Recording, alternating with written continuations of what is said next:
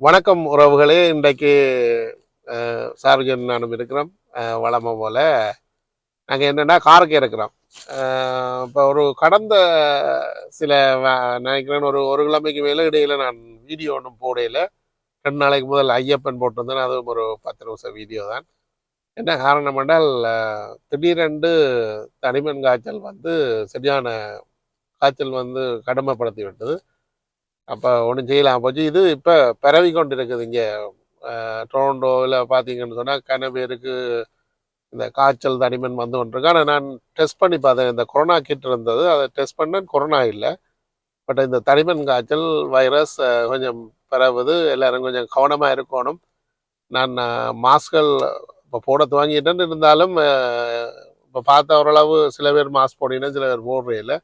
Mask போட்டுறது நல்லது போல் நடக்கு. இப்போ இந்த பரவுறது கனவேர் குழந்தைகள்லேருந்து எல்லாருக்கும் பரவி கொண்டிருக்கு. ரீசெண்டாக கனடாவில் வந்த நியூஸ் சார்ஜன் சொல்லுங்க, என்ன வந்திருக்கு?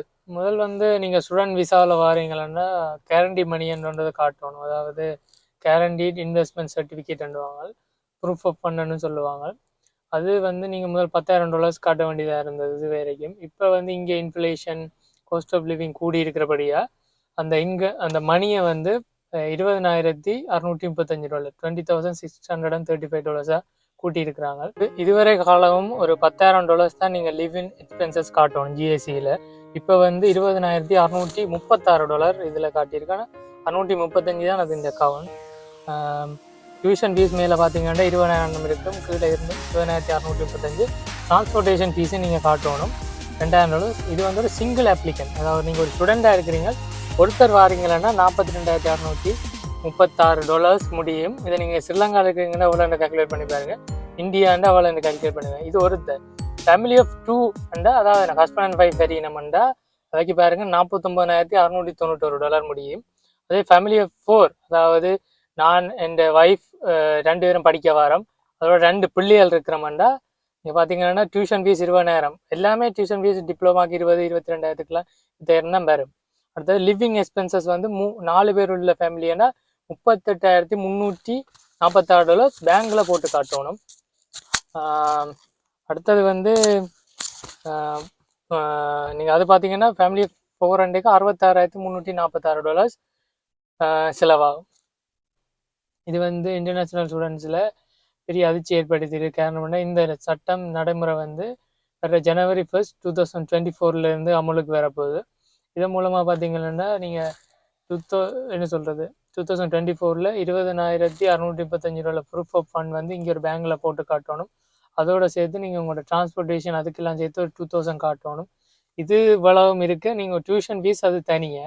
அப்போ ஏற்கனவே கனடா வந்து ஒரு எக்ஸ்பென்சிவான இடம் படிக்கிறது. இப்போ இன்னும் அதிகரித்து கொண்டு போகுது. இது கனடா அரசாங்க சார்பில் என்ன சொல்லியிருக்கிறாங்கன்னா, இது மூலமாக வந்து கனடாக்கு வேற என்ன சொல்றது, ஸ்டூடெண்ட்ஸ் இந்த அளவை கொஞ்சம் இது மூலமாக கட்டுப்படுத்தலாம்ன்றதை எதிர்பார்க்குறாங்க.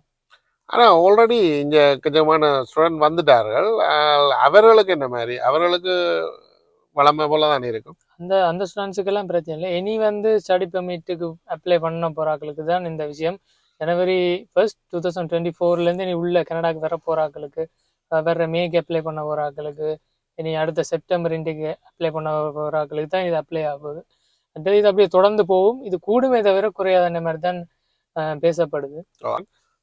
மற்றது இப்போ கொஞ்சம் இந்த கிறிஸ்மஸ் உடனே எல்லாருக்கும் கொஞ்சம் ட்ரெஸ்கள் கூடி இருக்கு. என்ன சொன்னால் பழமையாக பார்ட்டிகள் நடக்கிறது, ஃபேமிலிகள் கெட் டுகெதர் நடக்கிறது. அப்போ போய்களை ஒரு கிஃப்ட்டுகள் கொண்டு போயினோம், ஊர் சங்கங்கள் கிளப்புகள் அது எழுதுகள்னு சொல்லி. இப்போ கொஞ்சம் டஃப்பான டைம் தானே, ஆக்கள்கிட்ட காசுகளும் இல்லை, கிரெடிட் கார்டுகள் எல்லாம் எக்கச்சக்கமாக டெப்டில் இருக்குன்னு சொல்லியிருக்கிறாங்க.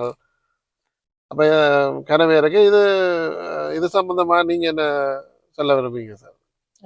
கனடாவில் வந்து இப்போ இருக்கிற பொருளாதார மந்த நிலையால் எல்லாருமே பாதிக்கப்பட்டிருக்கணும். அதாவது கனடா வரலாறுக்கான ஒரு மந்த நிலை இருக்கிறபடியா இருக்க கனடியன் மேல என்ன மாதிரி இருக்குன்னா, நாங்கள் சோஷியல் மீடியாவில் பார்க்க போய் சொல்லுவினோம், என்னோட பேங்க் அக்கௌண்ட்ல இப்போ $46 தான் இருக்குது, $200 இந்த மாதம் முடியக்குள்ள இருக்குது, கஷ்டமாக இருக்குது, கனடாவில் பீப்புள் என்னோட வாழ்கிறாங்களோ தெரியல, அந்த மாதிரி எல்லாம் சொல்லி கொண்டிருக்கிறாங்க. இப்போ ஒரு கஷ்டம் எல்லாமே இருக்குதான்.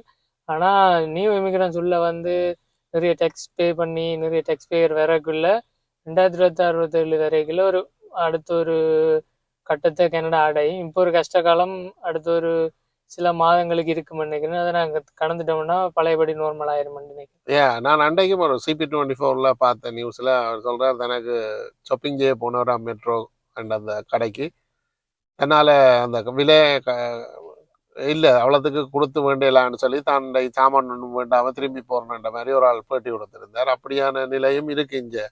என்ன சொன்னால் கொஞ்சம் விலை கூடினதால் ஷாப்பிங்களுக்கு போனால் முந்தியை விட இப்போ டபுள் மடங்குன்னு சொல்லலாம்.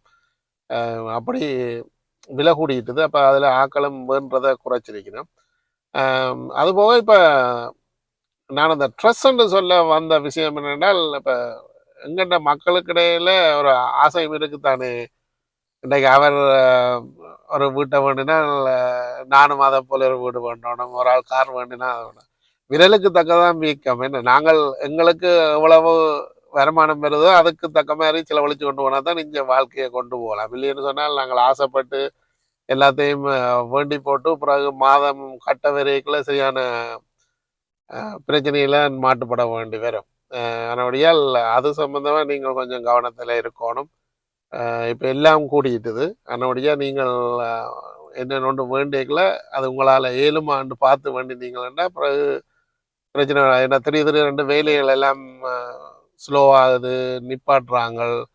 கன்னடத்தில் அப்படியான பிரச்சனைகளும் இருக்குது. வேலைக்கு போனால் வேலையில் ப்ரெஷர், வீட்டை வந்தால் வீட்டை ப்ரெஷர், அப்படி வெளிநாட்டு நிலைமையும் மோசமாக தான் இருக்கு. நீங்கள் கன்னடங்களில் வேலை இப்போ அப்ளை பண்ணீங்க தானே, இப்போ நீங்களும் வேலை தேடுறீங்க. இப்போ இதுக்கு சூழ்நிலை என்ன பிரச்சனைண்டா ஒரு எம்ப்ளாயர் இருக்கிறாருண்டா அவருக்கு இன்னொரு ஆள் வேலைக்கு எடுத்து அவரை ட்ரெயின் பண்ணி அதுக்கான நேரத்தை ஒதுக்கி அவருக்கு சம்பளம் கொடுக்குற அளவுக்கு இங்கே பிஸ்னஸ்கள் கிடையாது. ஸ்மால் பிஸ்னஸ்கள் கொஞ்சம் ரன் பண்ணுது. ஆனால் பெரிய ஸ்கேலான இடங்கள் வந்து ஆக்கள் எடுக்கிறது வந்து நிறைய போட்டி நிலவுது. காரணம் என்னென்னா கனடா பொறுத்த வரைக்கும் 19 லட்சம் ஸ்டூடெண்ட்ஸ் இருக்கிறார்கள். மாதம் மாதம் ஒரு ப்ரொவின்ஸுக்கும் ஒரு 2000-3000 பேர் பிஆர் பெர்மனன்ட் ரெசிடெண்டா சுதந்திர குடியுரிமையா வரியினம்ண்டா கூட எல்லாரும் வேலையோட வரிவினமாண்டு கிடையாது. ஒர்க் எடுத்து வர்றது கிடையாது, சொந்தக்கார ஸ்பான்சர் பண்ணி அப்படி வர்றாக்கள் இருக்கு. இதோட விசிட்டர் விசா எல்லா விசாவிலையும் ஆக்கள் வரியினம். எல்லா விசாவில் வர்றாக்களுக்கும் ஒரு நோக்கம் உழைக்க வேண்டியது. இப்போ இங்கே என்ன நடக்குதுன்னா ஸ்டூடெண்ட்ஸ் வந்து வேலைக்கு போட்டி போட்டுக்கிறார்கள், பிஆர் ரெசிடென்ட்டும் வேலைக்கு போட்டி போட்டுக்கிறார்கள், விசிட்டர் விசாலையும் போட்டி போட்டுக்கிறார்கள். அப்போ வேலை வந்து யாருக்கும் கொடுபடும். அதாவது நீங்கள் எந்த விசாவில் இருந்தாலும் கொடுபடும். அப்போ ஒரு பொசிஷனுக்கு 10 பேர் போட்டி போட்ட இடத்துல இப்போ ஒரு வேலை இடத்துல இருக்குன்னா அதுக்கு 100 பேர் போட்டி போடுற நிலைமைக்கு வருது. ஆக்கள் அதிகரித்து விட்டார்கள், ஆனால் வேலைகள் அதிகரித்து விட்டு இருக்கிறதா இல்லை சம்பளம் கூடி இருக்கிறாண்டா இல்லை. நாங்கள் வாழ்க்கை செலவு கூடி இருக்கு, ஆனால் சம்பளம் கூட இல்லை. எல்லாத்துக்கும் எதிர்மாறாக இருக்கிறபடியா கொஞ்சம் வாழ்க்கை இப்போதைக்கு அப்படிதான் சொல்ல முடியும். இப்போதைக்கு கொஞ்சம் கடினமாக இருக்கு. விரைவில் இந்த நிலைமை மாறுமென்று நம்பலாம். ஏன்னா தொடர்ந்து இப்படி இருக்கவே இல்லை தானே. வளமை போல ஒரு வருடம் 2 வருடத்துக்கு இப்படி இருக்கும், பிறகு ஆட்டோமேட்டிக்காக இந்த நிலைமை மாறும். வேலை வாய்ப்புகள் வேற, வேலைகள் கூட, மக்களும் காசை செலவழிக்க கொஞ்சம் எக்கனாமி பிக்கப் பண்ணும். அப்படியான சுச்சுவேஷன் இங்கே இது வந்து புதுசு இல்லை, இது ஏற்கனவே இப்படி வந்துருக்கு தானே. அதனுடைய கட்டாயம் நிலைமை மாறும். ஆனால் அது வரையும் தான் அந்த எங்களுக்கு ஒரு ஒரு கொஞ்சம் காலத்துக்கு டஃப்பாக இருக்கும், அப்புறம் நார்மலுக்கு வந்துடும். 2 வீக்ஸ் தான் இருக்கு கிறிஸ்மஸுக்கு. இப்போ கிறிஸ்மஸ் என்ன கனடாவின் ஸ்பெஷல் என்னென்னா எல்லாருக்கும் ஹோல்டே. அப்போ அதுக்கு கிறிஸ்மஸ் அண்ட் இல்லாட்டிலும் எல்லாரும் ஒரு ஃபன்னாக கெட் டுகெதர் பார்ட்டிகள் அப்படி கொண்டாடுறது இங்கே வளமை.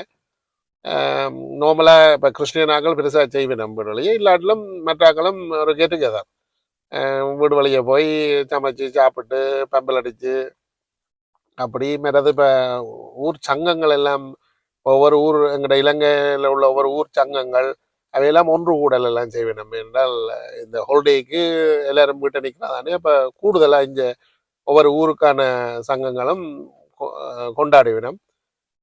அந்த வகையில் இப்போ எனக்கு வாரக்கிழமையும் நினைக்கிறேன் குமரன் விளையாட்டு கழகம் வைக்கணும் நினைக்கிறேன். அவன் ஒரு விழா சம்மரில் பார்க்கில் செய்கிறவ ஒன்று கூடல் உண்டு. அப்புறம் விண்டரில் ஒரு ப்ரோக்ராம் மாதிரி மியூசிக் ஆக்களை கூப்பிட்டு மியூசிக்கெல்லாம் செய்து செய்யணும். அது 16ஆம் தேதி இருக்குது. அப்படி ஒவ்வொரு ஒவ்வொரு ஊராக்களும் வளமையாக செய்கிறது. உங்களுக்கு ஒரு கிறிஸ்மஸ் பார்ட்டிகள் ஒன்றும் இந்த வருஷம் இல்லையா சார்? போன வருஷம் இருந்தது, இந்த வருஷம் தெரியல.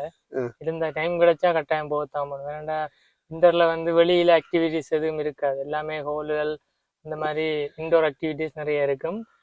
அப்படி போனா எனக்கு சந்தர்ப்பம் கிடைச்சா கட்டாயம் நான் எடுத்து போறேன். என்ன சொல்லுவோம், இப்படி போனாதான் எங்களுக்கு அந்த ட்ரெஸ்ஸுகள் கொஞ்சம் குறைவா இருக்கு. 4 பேரோட இருந்து கதைச்சு பெம்பல் அடிச்சு இதுதான் ஒரு சந்தர்ப்பம் ஆக்களோட கதைக்கிறது. இல்லைன்னு சொன்னால் அப்படியே வீட்டுக்கு வெளியில குளிர். இப்போ இடக்கிட ஸ்னோ அடிக்குது. இனி ஜனவரியில் ஸ்னோ ஸ்ட்ரோம்கள் வந்துடும். பெருசாக வெளியில் போயிடல. அது வீட்டுக்கு இருக்கணும். இல்லைன்னா வேலைக்கு போவோம், இல்லை ஷாப்பிங் போனால் ஷாப்பிங்கை செய்துட்டு போயிடுவோம். இதுதான் வாழ்க்கையாக இருக்கும். அதனுடைய இப்படியான ஒரு சந்தர்ப்பங்களில் போனால் தான் எல்லாருக்கும் ஒரு மைண்டு ரிலாக்ஸாக இருக்கும். வேற பிள்ளைகளை என்ஜாய் பண்ணும். எனக்கும் 1-2 கிறிஸ்மஸ் பார்ட்டிகள் இருக்கு. பார்ப்போம், 7 சொன்னால் அதை கொண்டு வரலாம். ஆனால் என்னடா எல்லாரும் விரும்ப மாட்டேன்னா மறுபடியாக தான் நான் பெருசாக அதுகளை எடுத்து போட விரும்பல. யாராவது ஓகேன்னு சொன்னால் நாங்கள் நிச்சயமாக அதை காணொலியாக கொண்டு வருவோம். வேறு என்ன, மீண்டும் இன்னொரு காணொலியில் சந்திப்போம். உங்களிடம் இந்த விடைபெற்றுக் கொள்வது கனடியன் தமிழ் சேனல். சரி, நன்றி, வணக்கம்.